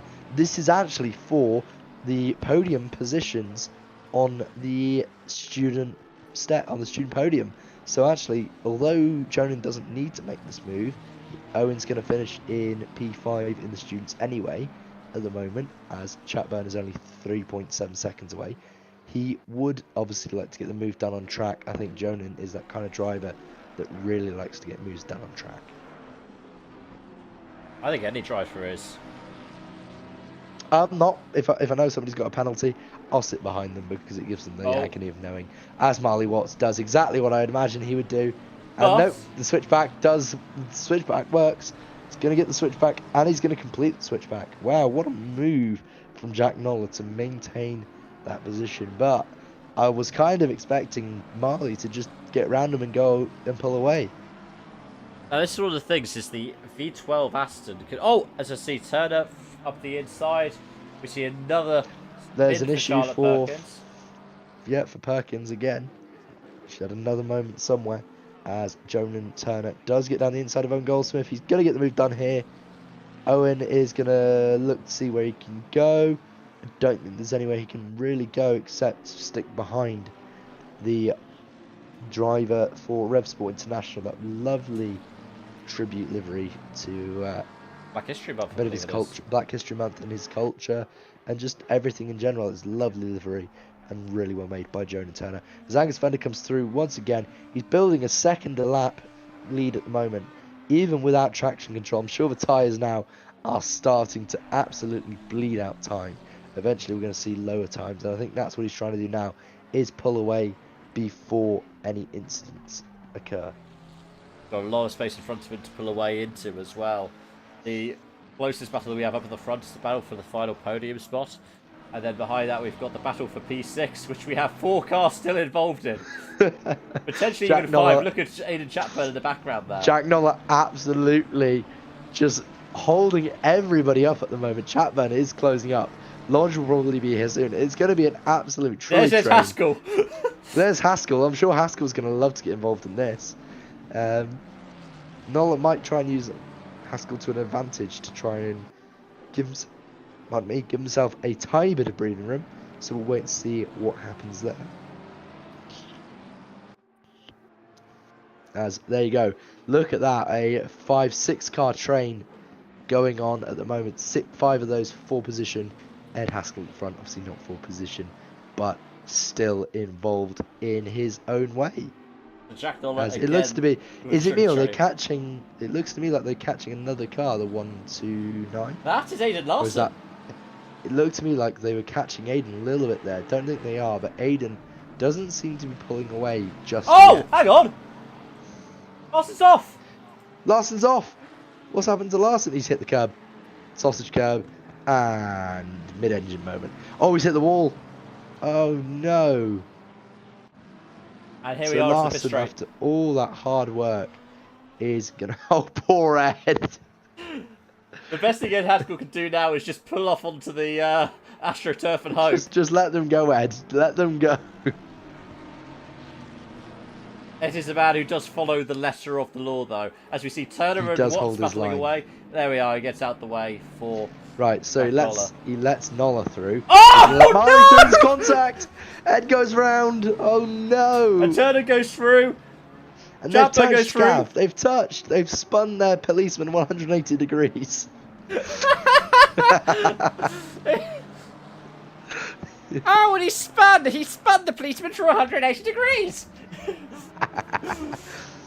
Oh. But Jack Noller has just gotten away with a massive sigh of relief there. Marley sure Watts has he has just let been- out the biggest sigh of relief. Marley Watts has accidentally committed police brutality. Oh no! He has killed the no. policing student. He's He killed has. his own driver. So I'm sure there'll be some Rev Sport team talk afterwards. I think might get an Albon talk of they just raced me so hard, guys. So I'm sure there's going to be a heavy penalty going to come there for Marley Watts, unfortunately, for that contact. But it has shuffled everybody up. So Jack Noller now, instead of having to fight a Ferrari, he's now got 2 McLarens behind him. So round 2 is about to commence in terms of the trolley train has reformed. But there's Aiden Larson. Even though he's got damage, he's still just behind them. Look at him. He's waiting around to see what happens here. But Noller really a cork in the bottle here, causing all sorts of problems and some serious incidents. And yeah, we have. I'm just looking at the Oh, path as of a third. poor Charlotte's into the pit lane. So I think that's her race done. Yeah, just been looking at that battle for third. Anna Foster is dropping back more and more. So it looks to be that James White is going to hold that 3rd position. Obviously, Anna just needs to hold on to that position there, and she still takes P2 in the alumni class, which would obviously run her to the top of the championship standing.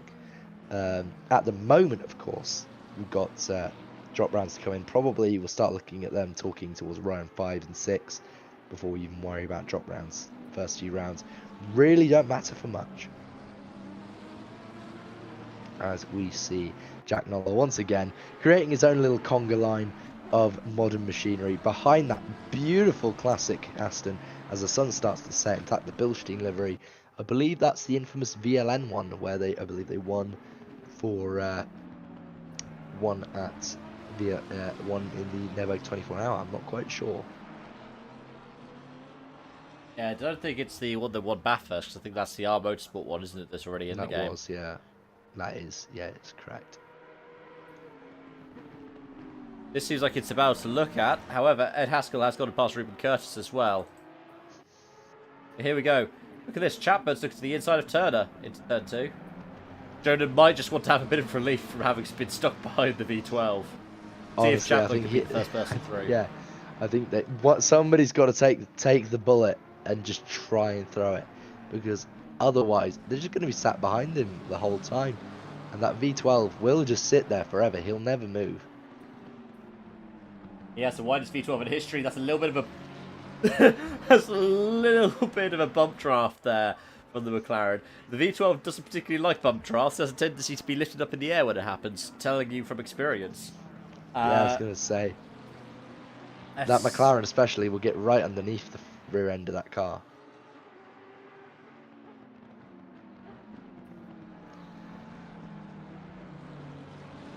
So obviously we've got only 8.5 minutes left to go. Angus Fender currently 12 seconds ahead in the lead. He's got a very comfortable margin now between him and Gilroy. James White in P3 with no penalty. Anna Foster obviously has a penalty, which will put her, well, Still keep her into in position. P4 because Jack Noller because, here. Yeah, because Jack Noller is doing his absolute best to not let anyone through under any circumstance because, well, it's Jack Noller. That's it. Despite all this expensive driving, Anna's not really pulling out that much of a gap. It's been only a 10.42 a lap. That is very true. That is very, very true. As you see, Noller defending the inside now, making Chapman have to try and work the outside. But we saw Noller pull away from Watts. Chapman turns in on Noller there a little bit. Don't know if that was Noller actually drifting out wide either. And defends the inside. He's got the Chapman's inside line. That move. could be... Nope, Noller's going to brake late. But that's going to also allow Jonan Turner around the outside. Marley Watts back into the fold here as he looks to be overtaking his teammate. He's going to go down the inside. Turner's not going to turn in on him, so they're going to carry on as they are, side by side. And Marley tucks back in, and it plays a clever game. And there's Aiden Larson. And there's Larson. So Larson is going to catch up. Josh Lodge isn't that far behind still. So that's potential for him. As Noller finally might bat to, we can see one position, maybe two, maybe three. 3 positions he's about to lose here, all in one corner, maybe 4. Noller really ran out wide. He's going to lose at least 3 positions. The V12 finally caves and loses 3 positions there. 2 to Rev Sport drivers, 1 to Chatburn. And there we go, the bottleneck finally over. The ceasefire has ended and the cars come flooding through. But they've all checked up massively, and all of a sudden, Aiden Larson is right on the back of this train. As you see, a drive-through penalty for Sam Knight. I presume that's for track limits. Yeah, I believe that's for track limits. Let's see if we've got any updates on the spreadsheet. No updates on the spreadsheet. That's a shame. And here we have what's the inside of Turner. Everybody's trying to figure out how they can bunch up nicely. It's a 6-car train. At the head of it now is Aiden Chapman, who seems to be starting to clear out. He is, and both Marley and Jones should be able to pull away from that V12. The V12 finally uncorking the bottle and letting everybody through. Defending well from Jack Noller, just I don't think that was ever going to last for a whole 20 minutes. Do you agree, Cav? I was impressed that it lasted for so long as well. I think what happened there was an issue of front engine versus mid engine. The Aston tends to understeer more. I know these cars are rear-wheel drive, but with so much of the weight at the front and such more limited aerodynamics compared to the brand new 296. See Goldsmith going off there. And is that going to be Larson through? Goldsmith, and that's going to be Larson through. So Goldsmith losing positions now. He's going to lose another position to Lodge, being that Lodge is very close by. Mazalou's a bit too far away to capitalise on this. But obviously the most important thing, and we've not really looked at him because he's not really been bothering anyone until now. Angus Fender is still holding a 12-second lead, even with no traction control. And he gained 6 tenths actually on that last lap on Gilroy. Now nearly 14 seconds to lead. And yeah, I think what we're going to, just to finish what I was going to say there, what would have happened is with better aerodynamic balance and better performing aerodynamics, as we see the 2 mid-engine cars for Ferrari and the McLaren going side by side.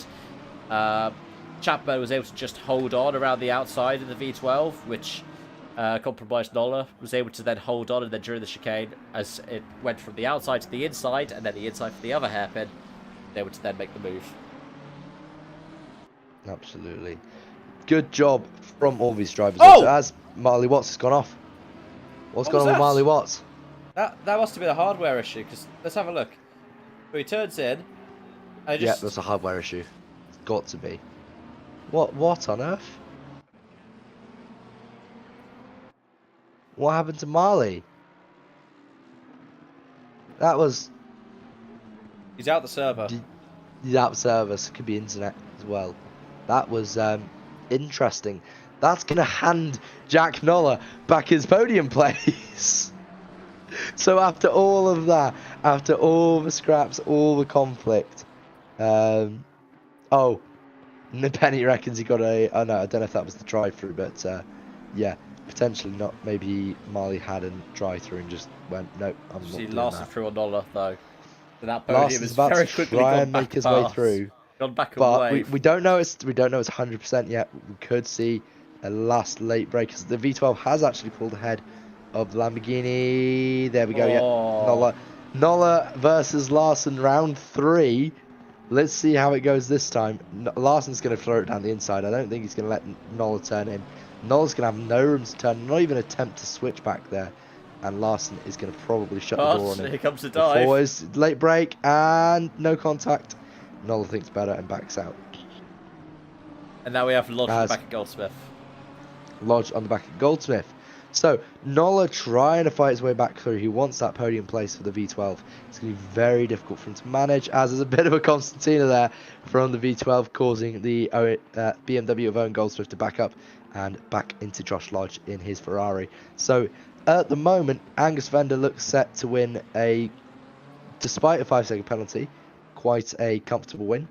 Ben Gilroy looks to take a comfortable win in Student with James White second and Anna Foster that's 4th overall, but 2nd in her class, with Aiden Larson now obviously pulling away to try and make the top 3, 3 different manufacturers, all from the continent. I know I like McLaren. Yes, the very McLaren continental McLaren 720S Evo. It's a very continental car, I'm sure. But that's a Bentley. Oh yeah, that's very true. That's the Bentley. And so obviously a minute 40 left. Angus headed down. What's the average lap time? 1 minute 30. 1 minute 30. So yeah, it's going to be the final lap after this. White flag should be out after this lap. And all of the battles, almost all of the battles have settled down. I think Lodge knows it's going to be too much to try and get Nola. Still wants to try, but won't risk an incident with Owen Goldsmith. Again, different classes. There's no need for the contact, is there? Both of them actually, ironically, I believe. Let me just double check. Yep, both P5 in their classes. So top 10 is 5 of each class, which is nice to see. We love to see when there's a equal split between student and alumni. Obviously, in the end, slightly more students will finish this race as opposed to alumni, as Angus goes on to his final lap.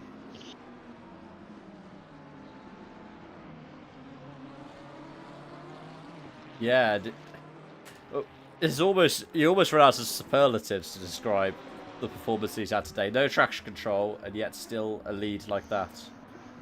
Absolutely. I think the best way to explain it is clean. There's no really other way other than it's clean.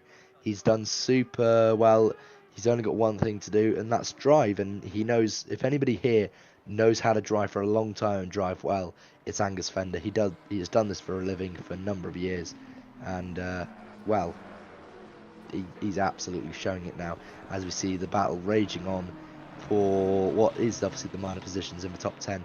But top 10 positions nonetheless for all these drivers that we see on shot 8th, 9th and 10th here, as Owen Goldsmith, I'm sure, wants to be one of the last people to overtake that classic piece of kit just in front of him, that V12 Aston. And as he goes around this corner into Sector 2, Angus Fender comes around the final corner, across the line. He's going to be very happy with this. Is he going to do a 360? Let's see. Nope, no 360. But he needs to try and speed up a little bit, otherwise he's going to lose the position to Ben Gilroy. He's crossed the line. That's the win. Gilroy also doing a bit of a Gilroy weave. also does a weave. Must have been something like agreed between them for that. And here we have the battle for P5. I believe they're too far away from Anna Foster. Yes, they are. 18 seconds to gap. So they're not going to. Anna Foster will hold on to 4th. James White will hold on to 3rd place. That looks very good from these drivers. Obviously, Chatburn versus Turner.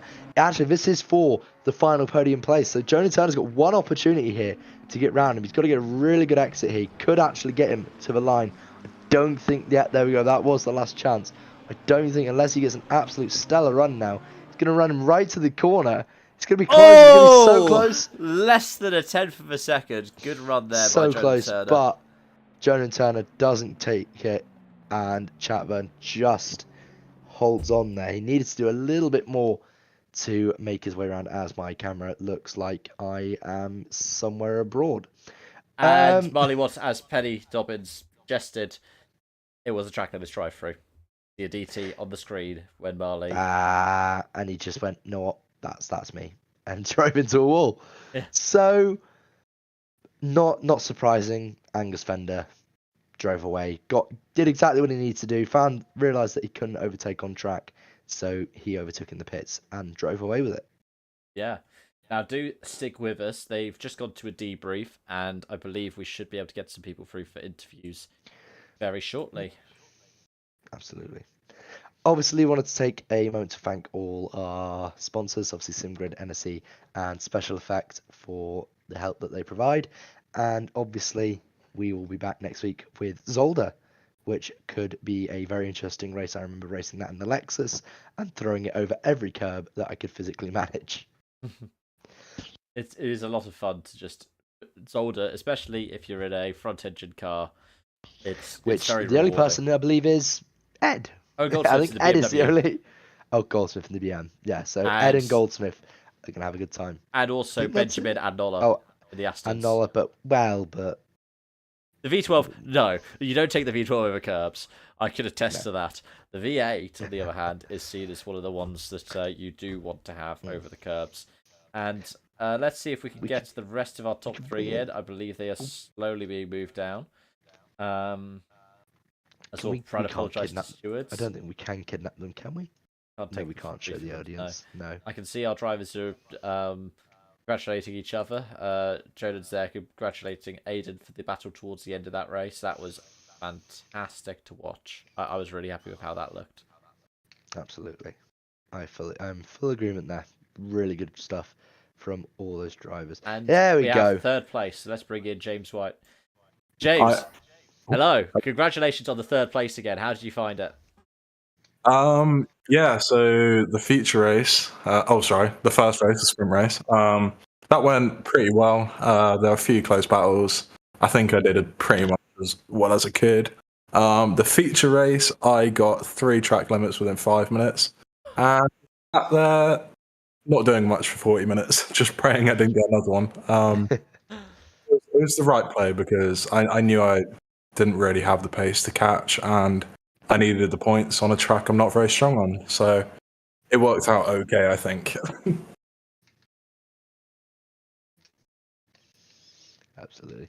So obviously going into Zolder next week, what's the mindset you're looking for? Another podium, maybe even potential race win going into next week?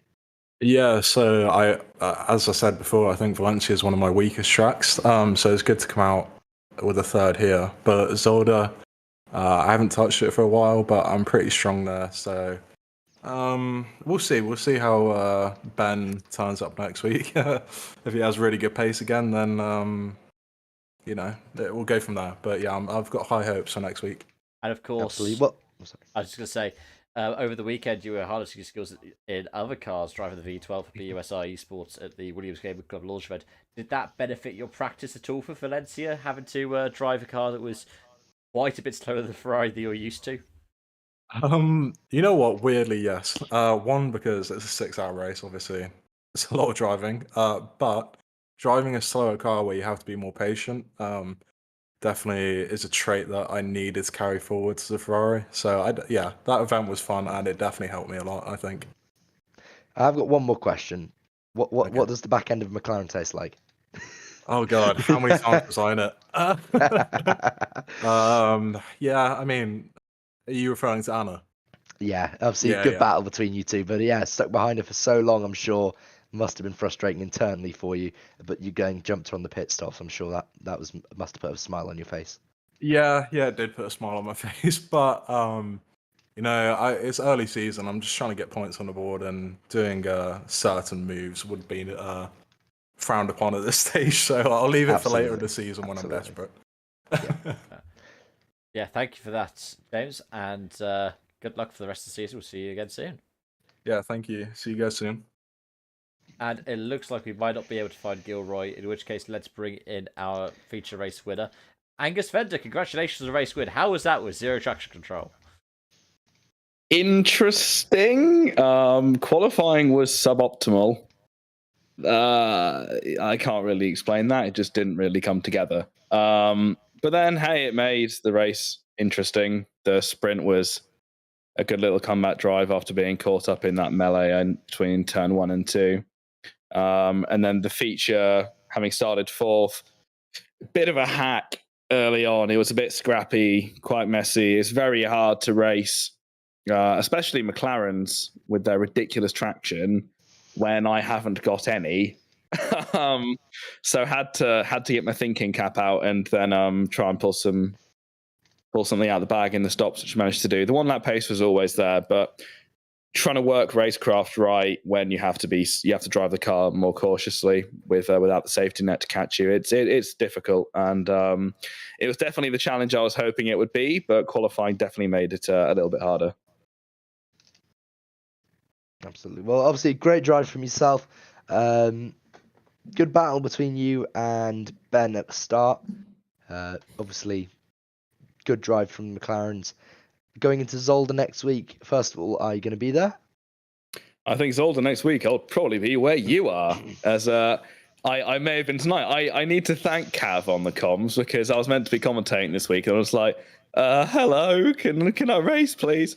And of course, you're both very understanding. So Cav's been working overtime on the broadcast. So firstly, thank you and well done on that.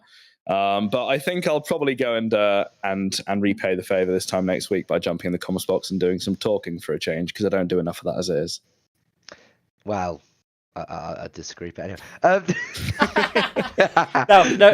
Let's go on and look at the crop of the field because you've been a champion before in the BUSR. You've competed in so many different esports fields. Does it feel any different this season coming back? Not just in terms of the car you're driving, but in terms of the pack that we've got. It was hard. It was hard, mate. It was a difficult race, especially the start of that feature. And yeah, I've made my life a little bit more difficult. But I mean, they raced me really, really hard, to quote Alex Albon, kind of. Accidental as well, I have to be said. But no, the racing was pretty good quality from what I've seen. There was a Nola train in race 2, which I'll have to go and watch back at some point, which looked fun as well. But no, it was really enjoyable, and the quality of this field every season just goes up and up and up, and I think that's been proven quite convincingly tonight, if I'm honest. Absolutely. Any more questions for him, Adam? No, I'm good. Other than just put your thinking cap on for next week, and I'm sure we'll see another Nola train next week. I mean, if you go and look in the VC now, I'm not wearing a hat, so. Well, that's why. No, my camera's not working. Always broke. Why's my camera not working? It's probably because I'm not. It's probably because I'm not displaying on Williams Esports. I'm not wearing a hat. That's why Unacceptable. I messed qualifying up because I'm not wearing a hat. You're not wearing a thinking cap. There we go. That's my racing driver excuse. I'll remember it for next time. But yeah. Anyway, cheers, guys. Thank you very much, Angus. Looking forward to watching that stream back. So well done, both of you. Thank you. Racing driver excuses. Hey, everyone's got one. Right. Wow. No, none more so than our professional racing driver, Angus. Exactly. So yeah, make sure to be back this time next week, 7 PM for our next round at Zolder. We also have iRacing. That's going to be 7 PM on Thursday. That is the street stocks at Legacy Phoenix. We have on Saturday our F1 Championship, second round at Autodromo Hermanos Rodriguez in Mexico City. Say that 10 times fast. And you can make sure to follow along for the Dirt Rally 2.0 action coming from Germany in the Panzerplatte Military Complex Baumholder, as you will also see our highlights coming out on Wednesday, I believe. Absolutely. Yeah, brilliant race from today. Once again, a circuit that not everybody's used to, unfamiliar with, providing some good racing, some good moments, some silly moments, and of course, I need to go ask Nola how much it costs to ride the train. So I think other than that, I think that's us done, isn't it? Yes, it is. I've been Kev. I've been Adam. I will see you again next week for more. Thanks for watching. Bye for now. Good night.